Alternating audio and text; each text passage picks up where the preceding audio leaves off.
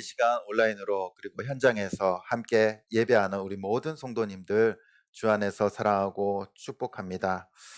우리나라는요, 밥이면은 다 통하는 것 같습니다. 혼날 때 뭐라고 얘기합니까? 너 오늘 국물도 없어. 그쵸? 고마울 때는 어떻습니까? 다음에 밥 한번 살게. 그리고 안부를 물어볼 때는 요즘 밥 먹고 지내냐? 그렇게 인사도 합니다. 또 아플 때는 뭐라고 말합니까? 야, 밥이 힘이야. 밥 꼭 챙겨 먹어. 또 재수 없을 때는, 재수 없는 사람 만났을 때, 아, 쟤 진짜 밥맛 없어. 한심할 때는, 아, 저래서 밥 벌어먹고 살겠냐. 나쁜 사이일 때는, 야, 저 사람하고는 밥 먹기도 싫어. 그리고 최고의 정 떨어지는 표현이 뭡니까? 밥맛 떨어져. 그 좋은 사람은 밥 잘 사주는 사람. 최고의 힘은 뭡니까? 밥 힘. 그리고 나쁜 사람은 다 된 밥에 재 뿌리는 사람. 예. 우리나라는 이렇게 밥으로 다 대화가 되는 것 같아요. 밥으로 다 통하는 것 같습니다. 왜 그럴까요? 그만큼 먹는 것이 중요하기 때문이죠. 그러니까 먹는 걸로 다 대화가 된다라는 겁니다. 근데 이 밥이요, 단순히 밥만을 의미하는 것일까요? 밥이 진짜 먹는 걸까요? 이 밥이라는 것은요, 이 경제와 이 굉장한 밀접한 관계를 가지고 있습니다. 오늘날 굶으시는 분들은 없으실 겁니다. 다이어트 때문에 안 드시는 분들은 계셔도, 예, 없어서 못 먹는 분들은 거의 없으십니다. 근데 이 밥을 많이 먹고 적고 먹고가 아니라 요즘은 뭡니까? 어떠한 음식을 먹느냐에 따라서 그 경제가 판가름 나는 거예요. 예. 그냥 단순히 밥만 먹느냐, 도시락만 먹느냐, 아니면 좋은 음식을 먹으면은 경제가 좀 좋은 사람이고, 예. 비싼 음식 먹으면은 좀 경제가 나은 사람이고, 그렇지 못한 사람은 또 그냥 밥만 먹겠죠. 그죠? 이 사람이 사는 데서 있어서 이 경제라는 거, 이 무시 못합니다. 그래서 모든 문제는 어디로 흘러갑니까? 경제로 흘러가요. 국가의 모든 정책도 알고 보면은 다 경제로 흘러갑니다. 경제로. 어떻게 하면 국민들을 잘 살게 할 것인가? 편안하게 살 것인가? 이것이 정치의 목적 아닙니까? 국가의 목적입니다. 그렇다면 인간은 얼마나 먹어야지 만족할까요? 한 하루에 밥 한 5끼 먹으면 만족하십니까? 그거는 관계가 없어요. 2끼를 먹든 3끼를 먹든 5끼를 먹든 요즘은 별로 관계가 없습니다. 우리가 어떠한 경제가 되어야지, 어떠한 부유함을 지녀야지 우리가 만족하시겠습니까? 여러분들의 자산이 어느 정도 돼야지 만족하시겠습니까? 로또 한번 딱 당첨되기만 해라, 그러십니까? 근데 요즘은 로또 당첨돼도요, 서울에 집 못 사요. 워낙 비싸서. 그쵸? 아니면은 내가 가지고 있는 주식이 날마다 이 상한가를 치면은 좀 만족이 되실까요? 아니면은 좋은 곳에 서울에 내 집을 장만하면은 내가 만족할 수 있을까요? 외제차를 사면은 만족하시겠습니까? 아니면은 내가 억대 연봉자가 되면은 만족하실까요? 도대체 우리의 만족은 어디에 있습니까? 우리가 경제 그렇게 부르짖으면서 정작 우리는 어느 정도의 경제가 되면은, 어떤 밥을 먹으면은 만족하시겠습니까? 배부름의 완성을 경험한 사람은요, 인류 역사상 아무도 없었어요. 아무도 없었어요. 대부분 사람들은 채워지지 않는 주머니에 계속해서 욕심을 채워넣는 겁니다. 밑 빠진 독에 물을 붓고 있는 거예요. 인간은요, 만족할 수가 없어요. 인간의 만족은 어디까지입니까? 우리 성도님들은 지금의 삶에 만족하십니까? 100% 만족은 없어요. 한 80%, 한 70%면은 굉장히 많이 만족하는 거죠.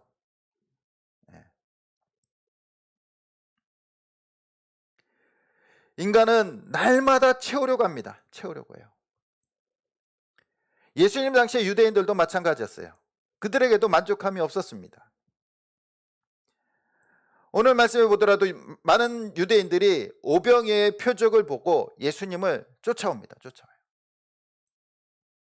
오병이어의 기적을 보고 제자들이 저녁 때쯤 배를 타고 건너갔어요. 가버나움으로 건너갔어요. 근데 사람들이 보기에는 그 배에 예수님이 타지 않았어요. 그래서 예수님은 건너가지 않았으니까 이 오병이어를 베푸신 그 뜰에, 그 근처에 계시겠거니 하면서 그 다음날 예수님을 찾습니다. 근데 예수님이 없어요. 샅샅이 뒤져도 없어요. 예수님 어디 가셨습니까? 그 새벽에 무리를 걸어가셨잖아요. 걸어가셨잖아요. 예수님이 이곳에 없다. 그래서 그들도 배를 타고 다 건너갑니다. 건너가요. 제자들이 간 곳으로 딱 가니까 거기에 예수님이 계신 거예요. 어떻게 왔는지 물어보지도 않습니다. 그때 예수님께서 이렇게 말씀하십니다. 너희가 나를 찾고 나를 쫓아온 이유가 뭐 때문에? 빵을 먹고 배가 불러서 나를 찾는구나 라고 말씀하십니다. 예수님이 베푸신 기적을 보고 유대인들은 예수님을 쫓아가요. 예수님이라면은 우리는 일하지 않아도 먹고 살 수 있다. 얼마나 좋습니까? 일하지 않아도 먹고 사는 거. 우리 성도님들이 꿈꾸는 거 아닙니까? 아니, 많은 사람들이 꿈꾸는 거 아닙니까?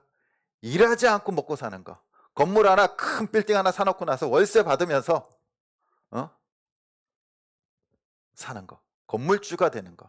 그래서 요즘 말은 창조주 밑에 건물주라고 해요.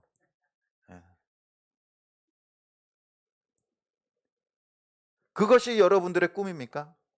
이스라엘 백성들은 그거 생각한 거예요. 예수님이랑 함께 하니까 일하지 않고 먹더라. 배부르게 먹더라. 배부르게 먹더라. 그러나 예수님께서 행하신 이 모든 기적들은요, 단순한 기적이 아니에요. 특별히 이 요한복음에서는요, 7가지 기적을 기록하고 있어요. 예수님의 수많은 기적들 중에서 딱 7가지를 선별해서 기록하고 있어요. 근데 그 기적을 기적이라고 말하지 않고 표적이라고 말합니다. 표적. 이 표적이라는 것은 원어로 세메이온이라는 말인데 이 징조, 표시를 의미하는 거예요. 표시. 그래서 왕의 인장 반지 있잖아요. 그건 뭘 의미합니까? 딱 찍으면은 왕의 명령을 의미하는 거예요. 그 다음에 옛날에 그 방패에 새겨진 왕의 문장들, 그건 뭘 의미합니까? 왕의 군대라는 것을 의미하는 거잖아요. 바로 이것이 표적이라는 겁니다. 표시. 예수님께서 베푸신 7가지 기적은요, 첫 번째 뭡니까? 물로 포도주를 만드시는 기적. 그리고 두 번째는 왕의 신하의 아들을 고치세요. 그리고 38년 된 병자를 고치십니다. 그리고 5,000명을 먹이시고 무리를 걸으세요. 그리고 날 때부터 맹인된 사람을 고치시고 11장에 가면은 나사로를 살리십니다. 이 7가지 기적. 근데 요한은 이것을 기적이라고 말하지 않고 표적이라고 말합니다. 그것은 단순한 기적이 아니라 그 기적을 통해서 예수님께서 나타내시고자 하는 원래의 큰 뜻이 있다라는 거예요. 큰 뜻. 또 다른, 그것은 그냥 표시일 뿐이고 원래 큰 뜻이 있다라는 겁니다. 오병이어 사건도 마찬가지예요. 그냥 단순히 먹고 배부르고 5,000명 이상, 몇만 명이 예수님께서 주신 떡과 물고기를 먹고 배부르게 되었다. 놀고 먹어도 예수님만 있으면은 살 수 있다. 그러한 기적을 보여주시는 것이 아니라 그 기적에는 예수님께서 나타내시고자 하는 원래 뜻이 있다라는 거예요. 그래서 표적이라고 말하고 있습니다. 표적. 그래서 예수님께서는 그들을 향해서 뭐라고 말씀하시냐면 27절에 보면은 썩을 양식을 위해서 일하지 말고, 썩을 양식이 뭡니까?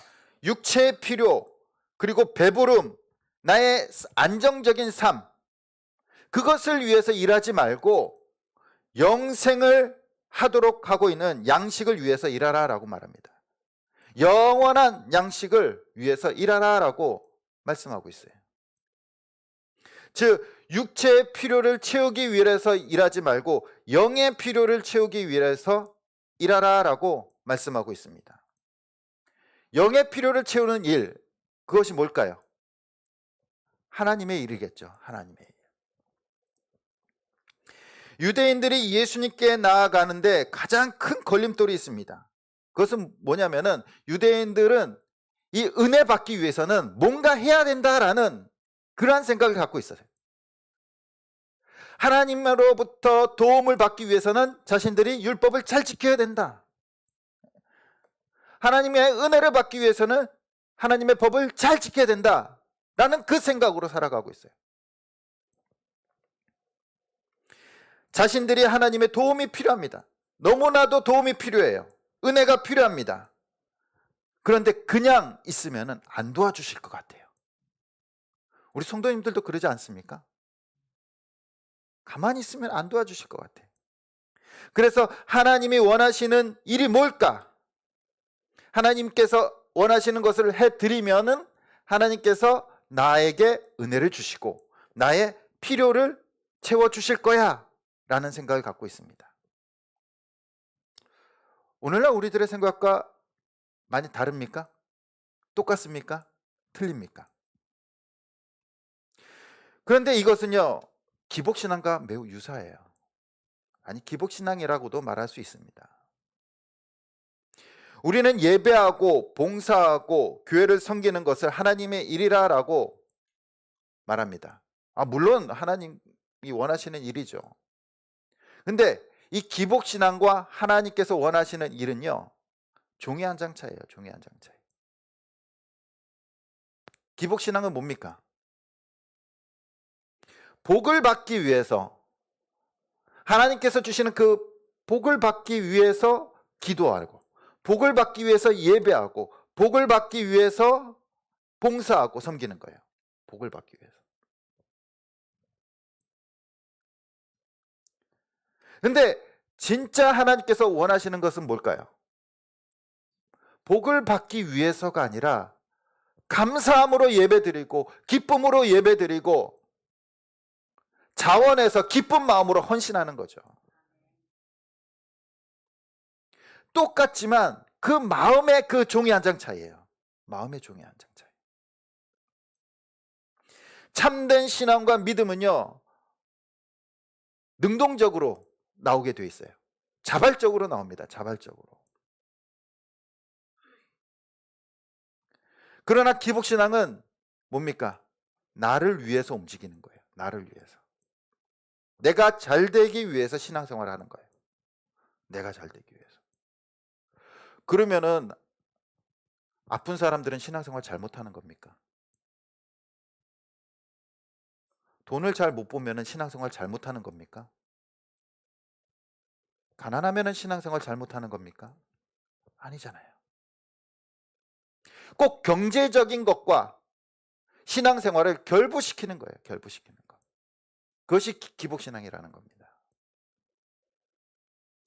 경제적인 필요가 채워지면 내가 복을 받은 거고, 나의 필요가 채워지지 않으면 나는 복을 받지 못한 거야. 참된 신앙은요, 자발적으로 기쁨으로 움직이는 겁니다. 이미 우리는 복을 받고 예수 그리스도를 통해서 복을 받고 하나님을 만나서 그 기쁨과 은혜를 우리의 삶에서 능동적으로 살아가는 것, 그것이 참된 신앙인 줄 믿습니다.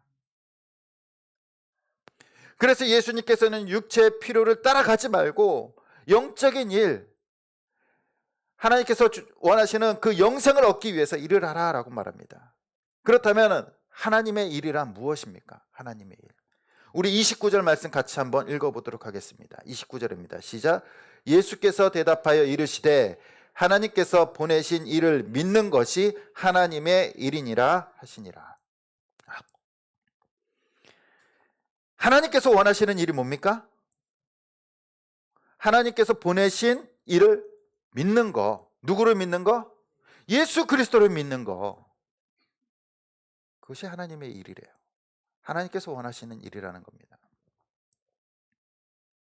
그때 이 유대인들이 이 말을 듣고 분명히 예수님께서는 하나님께서 보내신 사람이니까 우리가 당신을 믿겠습니다. 그렇다면 당신을 믿기 위해서는 뭔가 표적을 보여주십시오 라고 말하고 있어요. 어제 봤잖아요. 오병이어 기적을 봤잖아요. 근데 그건 기적이고 또 다른 표적을 보여달라고 말합니다. 그때 예수님께서는 너희가 본 그 오병이어의 기적이 그것이 표적이라고 오늘 말씀하고 있는 거예요. 예수님께서는 유대인들에게 모세 시대의 그 만나에 대해서 말씀하고 있습니다. 만나와 오병이어 사건을 같이 말씀하시면서 이 오병이어 사건이 표적이다라고 말씀하고 있는 겁니다. 모세 시대에 하나님께서 주신 만나도 표적이었어요. 표적. 그들은 모세에게 지나치게 관심을 갖고 있습니다. 유대인들은. 그래서 모세와 같은 선지자, 모세와 같은 해방자, 모세와 같은 능력 있는 자, 모세와 같은 사람을 원했어요. 그러나 정작 만나를 주신 분은 모세입니까? 하나님입니까? 하나님이시잖아요.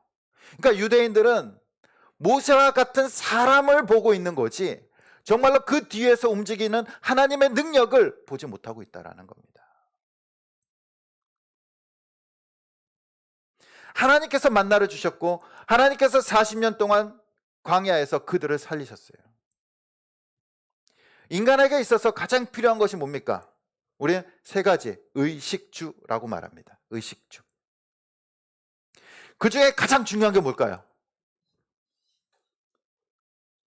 옷 입는 거? 아니면 집? 먹는 거잖아요. 먹는 거. 옷 없어도 살 수 있어요. 원시시대 때 옷 없어도 살았어요. 그렇죠. 집 없어도 살 수 있어요. 근데 먹는 거 없으면은 못 살아요. 먹을 거 없으면 못 살아요. 정작 필요한 것은요, 음식이에요, 음식. 음식 없으면요, 사람이 살 수 없습니다. 근데 하나님께서는 이스라엘 백성들을 40년간 광야에서 먹이셨어요. 그들이 일하지도 않았어요. 광야에서 무슨 일을 합니까? 땅을 팝니까? 무슨 일을 합니까? 40년 동안 솔직히 말하면 아무 일도 안 했어요. 그냥 하나님께서 주시는 만나를 먹었을 뿐입니다. 메추라기를 먹었어요. 하나님께서 주신 물을 먹었어요. 그들이 한 것 아무것도 없어요. 하나님께서 그것을 끊어버리면 어떻게 됩니까? 그들은 죽는 거예요. 죽는 겁니다. 일주일 동안 만나와 메추라기 주지 않으면 그들은 죽는 거예요. 근데 40년 동안 먹고 살았어요. 아무것도 안 하고. 그 만나는 뭡니까? 육체적인 필요입니까? 아니면은 그들의 생명을 연장하는 생명의 떡입니까? 만나는요, 메추라기는 육체적인 필요가 아니었어요. 광야 생활에서 그들은 생명이었어요. 만나가 끊기면 그들은 죽는 겁니다.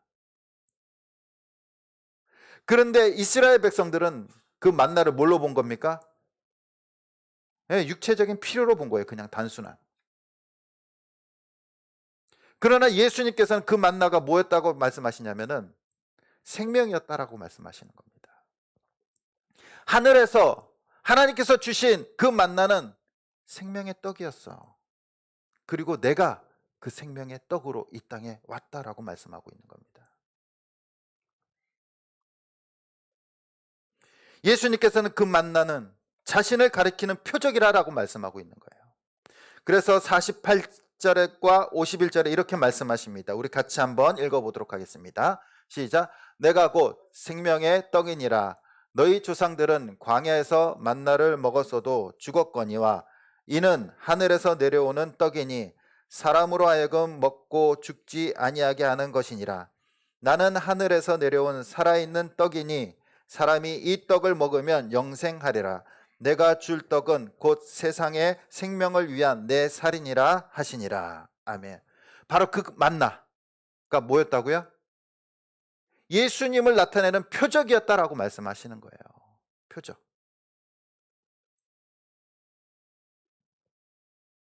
오병이어 사건에서 예수님께서 나눠주신 그 떡과 물고기는 뭡니까? 생명의 떡, 만나의 표적으로서 예수 그리스도를 나타낸다라고 말씀하고 계신 겁니다.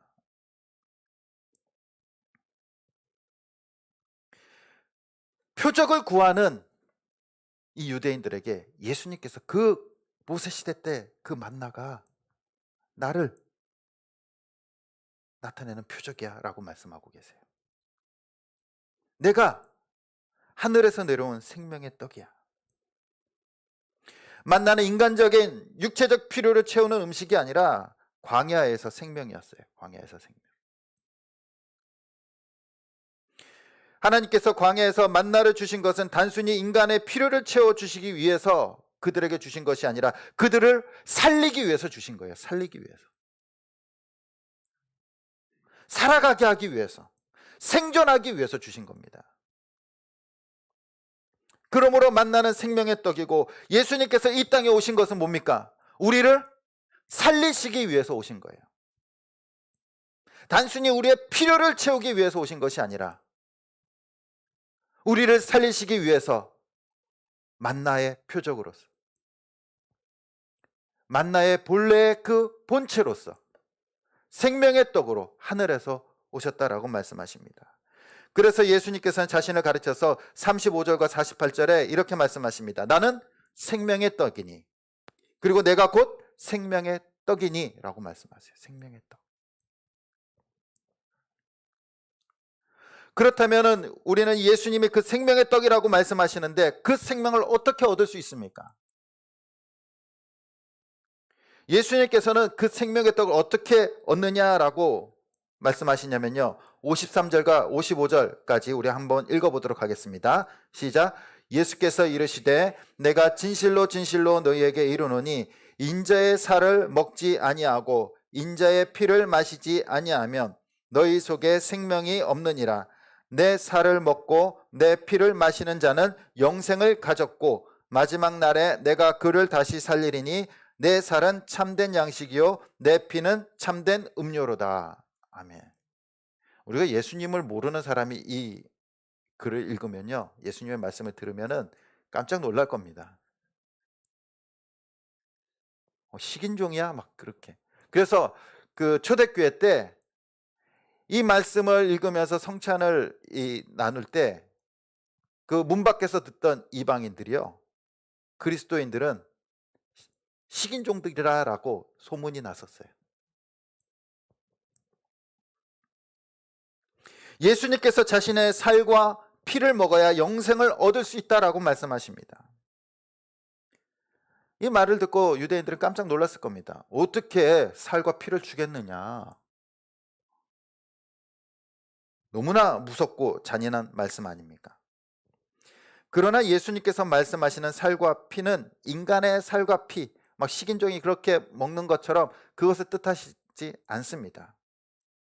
바로 예수님께서 곧 십자가에서 자기의 살을 다 찢기시고 자기의 피를 다 쏟으신 그것을 의미하시는 거예요.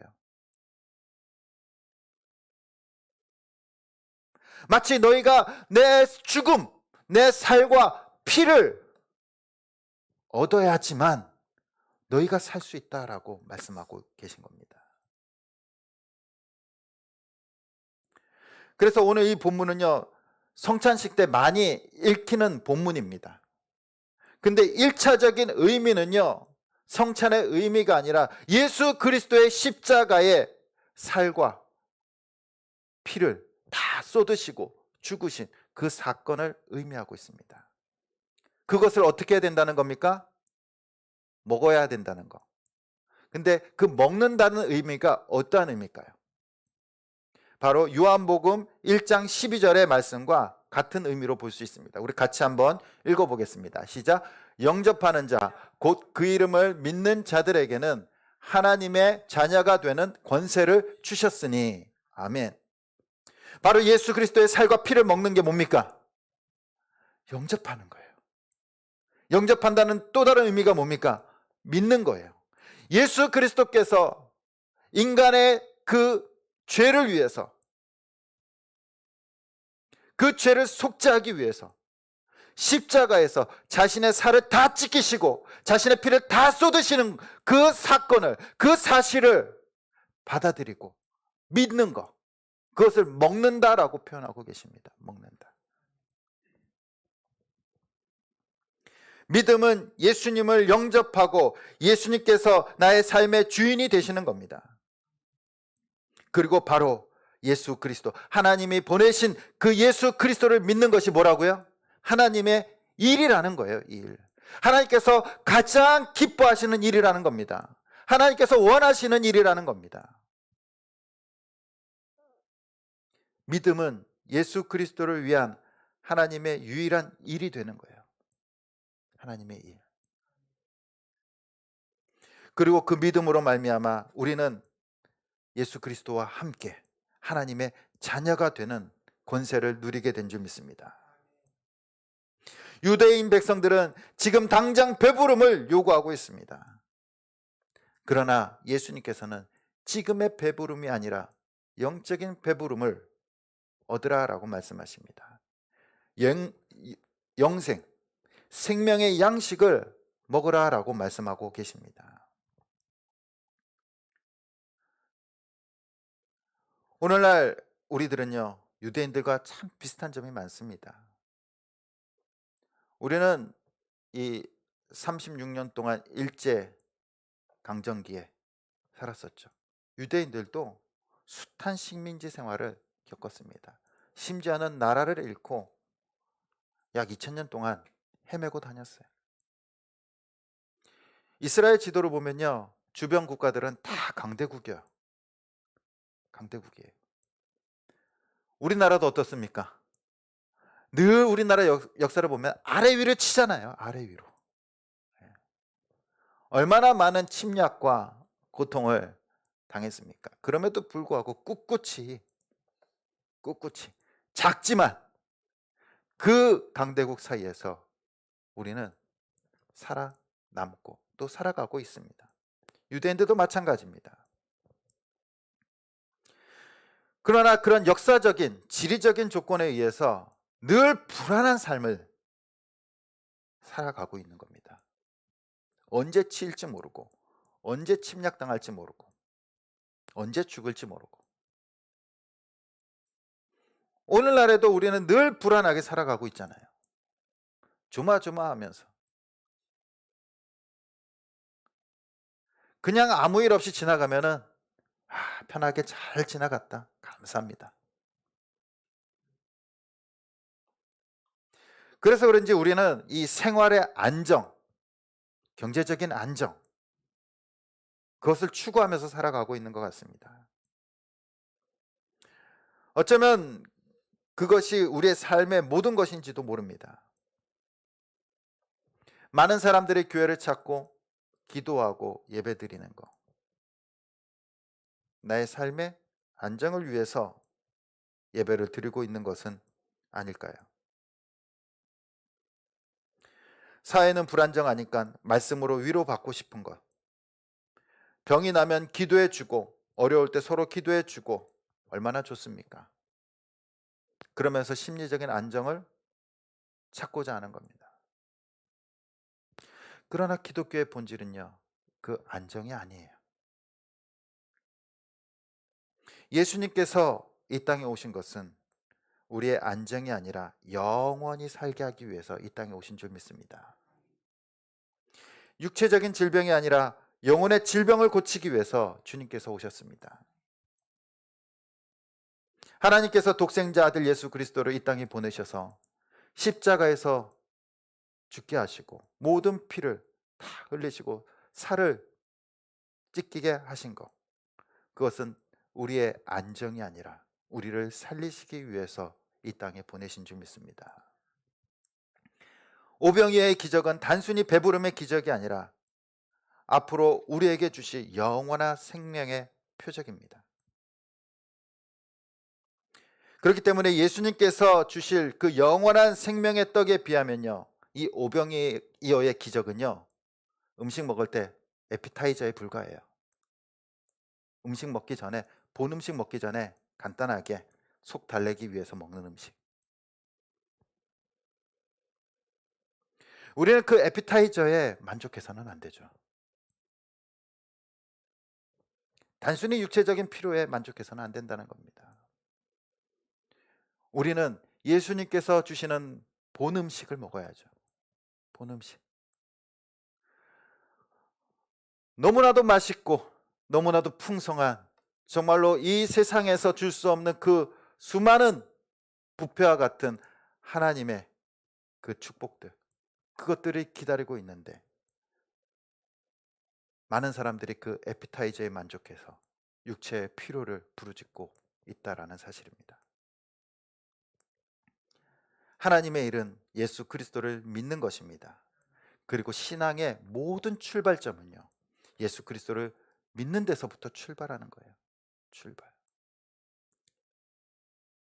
우리 사랑하는 성도님들의 신앙생활에 기쁨이 있으십니까? 무언가 쫓기면서 신앙생활 하지 않으십니까? 내가 말씀을 읽지 않으면, 기도를 하지 않으면 막 불안해요. 불안해.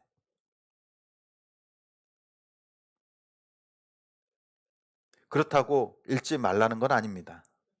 예. 기쁨으로, 감사함으로, 하나님을 만나고자 하는 그 마음으로 우리는 신앙생활을 해야 된다라는 겁니다. 신앙생활은 하나님이 원하시는 일을 하는 것이 신앙생활이에요. 하나님의 일이 무엇입니까? 아들 예수 그리스도를 믿는 것, 영접하는 것. 그리고 그 영접이란 뭡니까? 그냥 어느 과거의 한 시점에 예수님을 믿고 끝나는 것이 아니라, 영접은 뭡니까? 내 안에 주인으로 모시는 겁니다. 모시는 것. 예수님께서 나의 주인이 되셔서 나와 함께 살아가는 것, 그것이 하나님께서 원하시는 일인 줄 믿습니다. 생명의 떡이신 예수 그리스도를 믿고 깨달으며 살아가는 삶, 나의 고집이나 기질 대신 예수님의 성품대로 살아가는 삶, 나의 삶을 예수님 앞에 맡기는 삶, 그것이 하나님께서 원하시는 일인 줄 믿습니다. 우리는 순간순간 나의 성격과 혈기로 살아갑니다.